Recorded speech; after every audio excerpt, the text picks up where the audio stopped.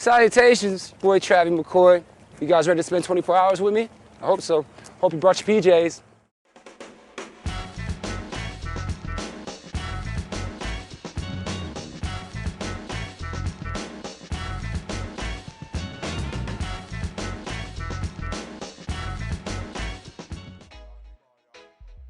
I grew up in upstate New York, in a small town called Geneva.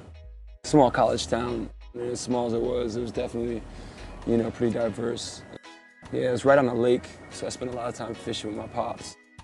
We're about halfway through this tour. I've been on tour for the past 6, 7 years, non-stop, which is crazy to think about. You want to take a picture together? This is just awkward.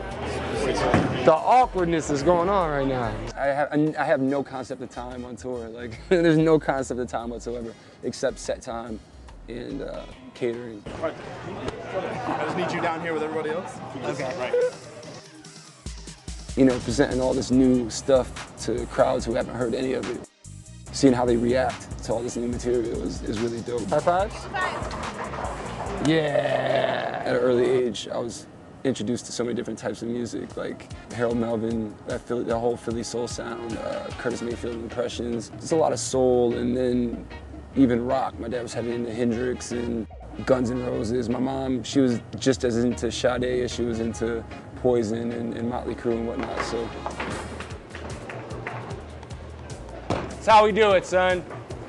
Break dance move out. Now all the stuff that I hated when I was a kid, I just wanted to listen to Michael Jackson, that I listen to now that I love, you know what I mean? But as far as influences, all that stuff I just named now, I feel is a lot more influential. I can put you in a log cabin somewhere in Aspen. Sorry. My dad's a musician, played bass, so music was definitely a staple in the household. So, everything from, Harold Melvin, the Blue Notes, to Red Hot Chili Peppers. So, Say I won't pop one in the balloon. I kind of don't want to, but walking in the dark. That was real mature of you, Zach. Real mature, jerk. I definitely give small town living credit for my musical diversity, so to say. Growing up, I was heavy into underground hip hop, Black Moon, Gangstar, Rest in Peace Guru, the whole Def Jux, LP, Aesop, all those fools, Cage, nonfiction. I can go on for days, but I was also just as inspired by those cats as I was inspired by Sonic Youth and Smashing Pumpkins, you know what I'm saying? And the Deftones were one of my favorite bands to this day. Before a show, honestly, I just try to get as relaxed and comfortable as possible. I'll throw on a movie, you know what I mean? I stay in my pajamas, unless I have to, go on stage or do anything else,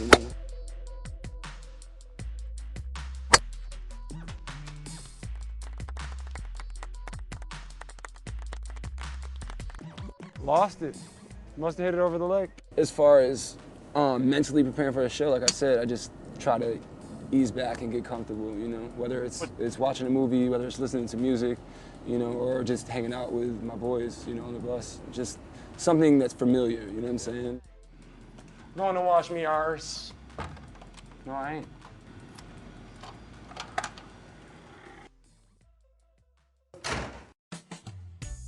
Fashion. I get asked all the time who my stylist is, and honestly, I've been dressing myself since kindergarten, you know what I mean? And I don't think it's back then, it's the same way I am today. As long as it's comfortable, if I feel comfortable in it, if I can move in it, especially on stage, if it's something I can move in, I'm rocking it, As far as labels and brands and all that, there's a couple labels that, I'm definitely wholeheartedly loyal to, but other than that, if it's comfortable and it fits, I'm rocking it. I don't even gotta fit all the time. I'll make it fit.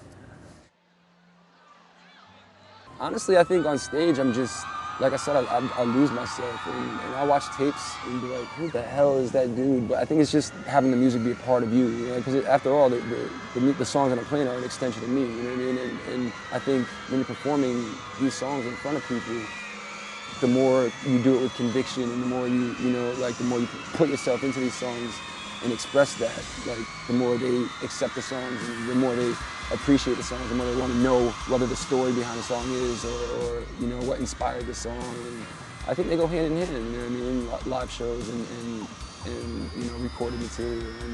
But as far as a live show, I definitely try to connect in any way possible. Like I love taking completely complacent crowds. They're just there, maybe they're absorbing and just listening, but I try my damnedest to make them move. You know what I mean? When I see people moving and reacting to my music, it ignites something in me. It makes me want to, just push it even further. As far as being competitive in touring life or performing or whatever, you always want to give whoever's coming up after you a run for the money. You know what I mean? You always want to make them work for it, especially if you put 110% into your show. You want to make the next group coming up have to put 120% in. So I definitely go all out as far as performing goes. You know what I mean?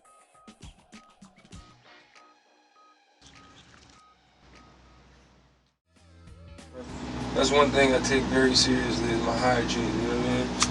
You never know when a fine girl's gonna walk up on you. You can't have the dragon in your mouth, you know what I'm saying?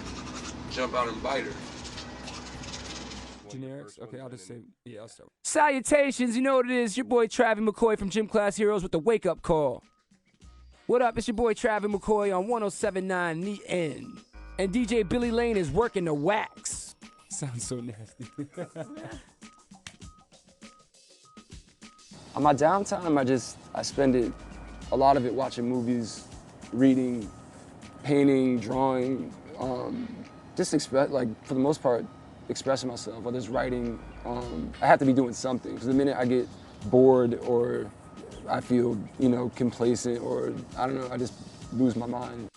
I like a friendly game of chess, with some tea, cream, sugar, everything a regular man wants out of life. Don't waste some fucking money. A good show, I mean, is definitely, to me, is an exchange, you know what I mean? Like from the artist and the audience, you know what I mean? I think there's a connection that needs to be made, and once that connection's made, it's just an exchange of energy, you know what I'm saying? You throw it out to the crowd throws it back, and that's why I try to, as much as I can, connect with as many people in the room as possible, You know what I'm saying? Got some camps, got to protect. You know what I'm saying? Got some paint, there's some toys and whatnot. That's how I do. I get people coming up to me all the time like, oh, you looked me right in the eyes during this song. I'm like, yeah, I probably did. You know what I mean? There's a point to that. You know what I mean? I like making people feel like they're part of something as opposed to, them just coming to a show. You know what I mean? And I mean, you can sit home and listen to music. When you go to see it live, I like to make it a spectacle and make the audience feel like they're part of something. You know what I mean? I think MySpace, or websites like MySpace, have a huge impact on people's careers or just networking and getting, as far as musicians, getting your music out there. Ready? Let's go. Lazarus, Lazarus, Lazarus, Lazarus, Lazarus, Lazarus, Lazarus, Lazarus, yo! A couple minutes before the show starts is a little tense. I still get the butterflies, but the minute the first note or kick of the first song starts, I just lose myself. You know what I mean? I think by just sitting around and doing things that I'm comfortable with and getting comfortable allows me to just freak out when I'm on stage.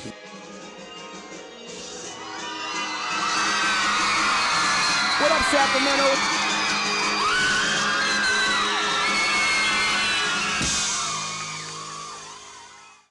So there you have it, ladies and gentlemen. I hope you enjoyed the last 24 hours hanging out with me. I hope you got a peek into what it's like to be me. If you want to find out more, go to myspace.com/Travie McCoy. It's been real. June 8th, Lazarus dropping. You know that. Ow. I'm going to wash my ass.